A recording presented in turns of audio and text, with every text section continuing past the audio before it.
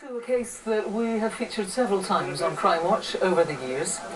Liverpudlian John Sweeney was a carpenter and an artist, working his way around Britain and Europe for decades.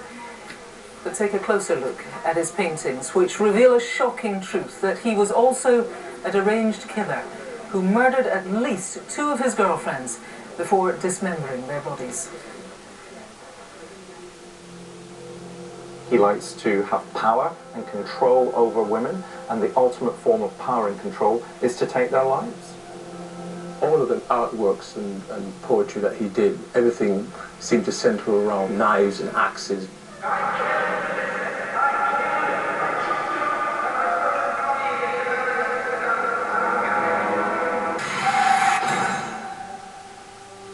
John Sweeney was a controlling and violent man who for years moved from one volatile relationship to another.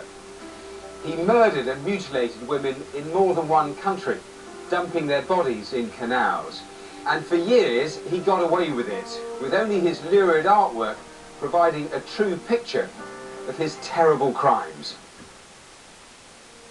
In the 1980s, Sweeney had been in a relationship with former American model Melissa Halstead. They travelled all over Europe together for many years. Melissa obviously loved Sweeney, and I'm sure that it was reciprocated by him. She was obviously trying to establish herself as a fashion photographer. Because he lived somewhat of a bohemian lifestyle, I think a lot of women would have been attracted to that. And he was well travelled, so you could see how Melissa and other women would have been attracted to him. Melissa soon fell in love with Sweeney, but it wasn't long before his controlling and violent side was exposed. There were certainly 3 occasions when he was convicted of assaulting Melissa between 1987 and 1988. But on each occasion that he was actually convicted of assaulting Melissa, he would plead forgiveness to her, and she unfortunately took him back. Although she hardly spoke to her family in America, Melissa would always call home on her mother's birthday. Hi Mom, it's Melissa. I just called to wish you a happy birthday. Have a good time and take care of yourself. Goodbye, I love you. That answer phone message in 1989 would be the last time her family ever heard from her. Then, in 1990, a woman's body was found in a canal in the Dutch city of Rotterdam. The victim had been brutally killed and her head and feet removed, making identification almost impossible.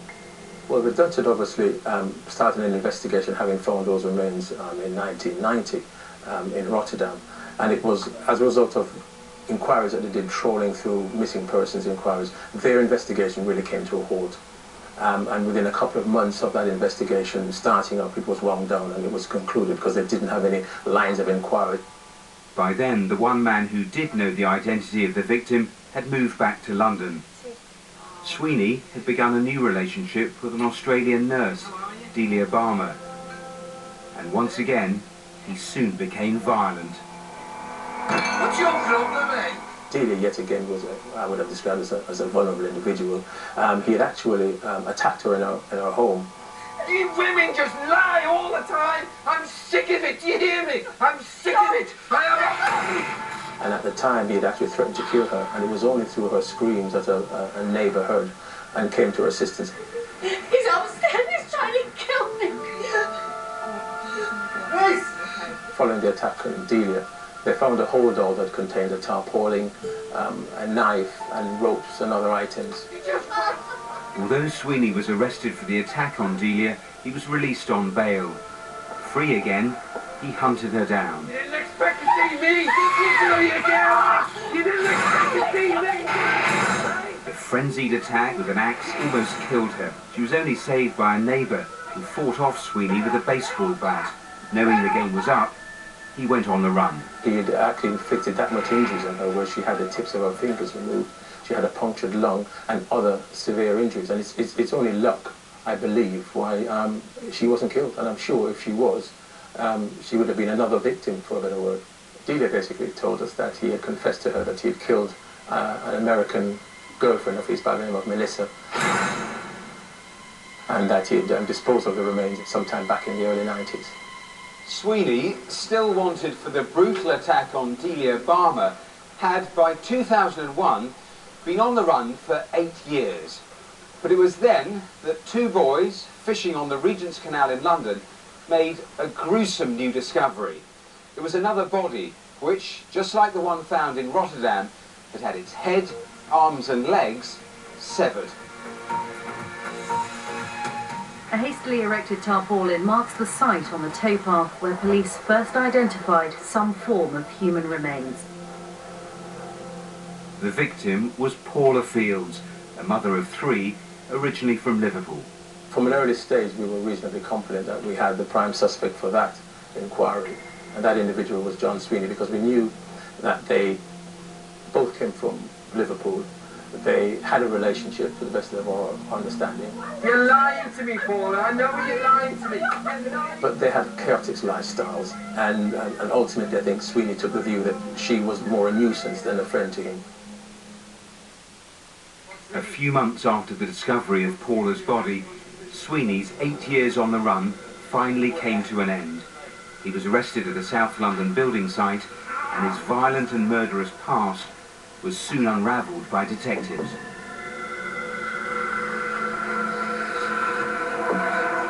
When Sweeney was arrested, 2 loaded firearms were recovered, along with an awful lot of artwork and poetry. Well, they primarily depicted women being dismembered. There were references to girlfriends of his, in particular Melissa and Delia. There was, in fact, there was one that depicted it said "Good night, Vienna," and we all understand what that means. There was another poem in there that said, "Poor Melissa, chopped her up in bits, feed to the fishes." Well, the artwork is clearly autobiographical. There are dates mentioned in the artwork, there are places in the artwork, there are weapons that he's used in the artwork, as well as some of the people that he's had a relationship with. I think some of the artwork also reveals issues about other victims that may be out there. Also, look particularly at the axe.